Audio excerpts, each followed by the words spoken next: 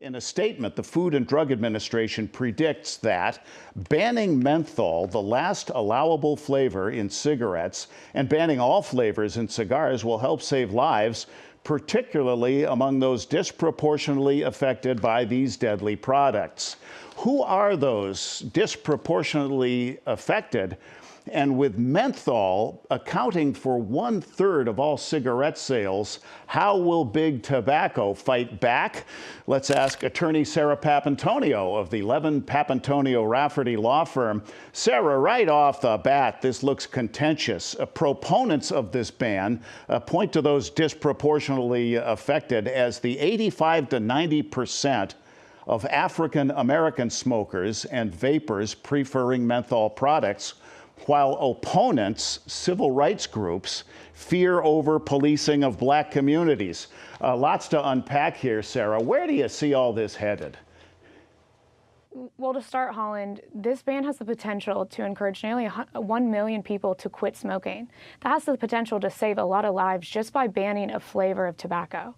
So this shouldn't be spun as a racial injustice issue. This should be viewed as a great step forward to promoting public health and preventing unnecessary deaths among minority communities.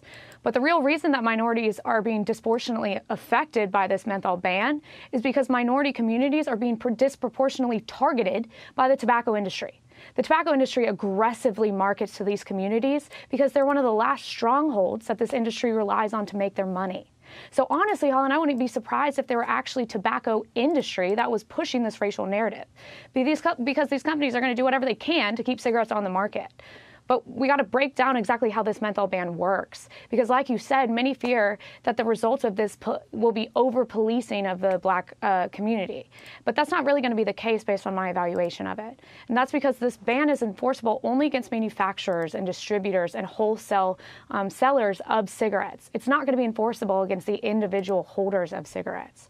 So what we're really going to see is over-policing of the tobacco industry, which is good, rather than over-policing of individuals, which is going to be a huge step in the right direction right now. I'm glad you said spun, because back in olden times when there were billboards by the side of the road for cigarettes, you saw the Newport billboards in the hood and the Marlboro billboards elsewhere. So I think you put your finger on it when you said spun. Several years ago, responding to public outcry, the Food and Drug Administration banned cartridge-based fruit or mint-flavored e-cigarettes.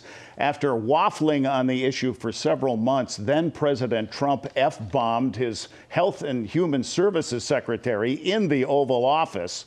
And after meeting with representatives of the e-cigarette industry who were concerned about their industry and cautioned by his campaign that vaping was popular in certain key states, Trump went swamp speak, proclaiming, "We're going to protect our families, our children, and we're going to protect the industry." Just this past March, Allegheny County became the second county in Pennsylvania to ban e-cigarette use in public spaces. To applause from the University of Pittsburgh Medical Center, health experts there and elsewhere dispute manufacturers' claims that vaping is a safer alternative to tobacco cigarettes, and that vaping helps smokers quit, and that exhaled vapor does not contain the same dangerous toxic gases as secondhand tobacco smoke. Sarah, an appeals court in Indiana struck down part of a similar law there.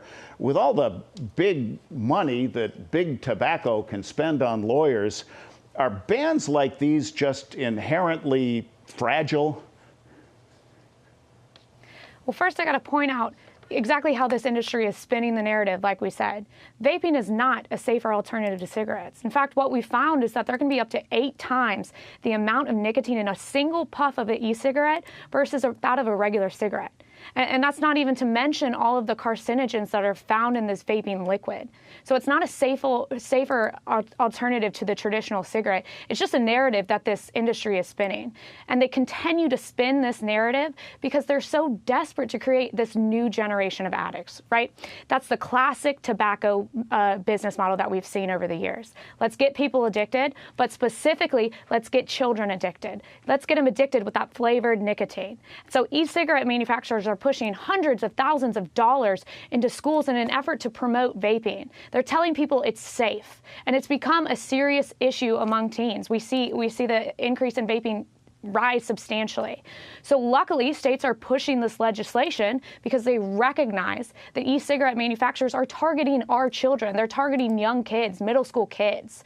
So we're going to continue to see cities fighting back and states fighting back, and that's good.